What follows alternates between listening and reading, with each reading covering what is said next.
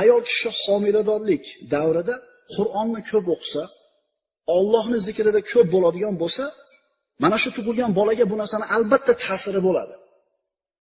Mana shu gazetalarda o'qiysizlar, u yerdan eshitib qolasizlar, birinchi aytgan so'zi Alloh bo'pti haligi bolani deydi. Chunki enasi nima qilar ekan, Qur'onni ko'p eshitar ekan yoki o'qir ekan. Xuddi shunga o'xshagandek buni aksi. Agar ayol homiladorlik davrida bu homilani ko'tarishida xohlamay ko'tarib yurgan bo'lsa, o'zi xohlamasdan tug'ayotgan bo'lsa, buni ham albatta salbiy ta'siri bor. Xuddi shunga o'xshagandek, homiladorlik davrida ertamandan kechgacha muzika eshitsa, tinmay seriallar ko'rsa, buni ham albatta ta'siri bo'ladi chaqaloq.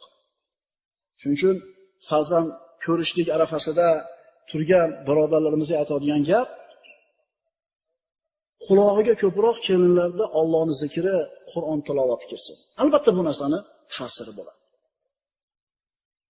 Qarang, bu ilmiy kashfiyotda, bu ilmiy haqiqatni kim topgan deng, onaning ruhiy holati homilaga ta'sir qilishini.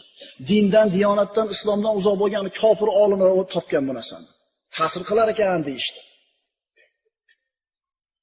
Xulosa qilib aytamiz, demak, bolani shakllantiradigan bosqich, bu boshlang'ich ta'lim ham emas ekan o'zi. Qaysi davr ekan? Qaysi davr ekan? Homiladorlik davri ekan. Homiladorlik davri ekan.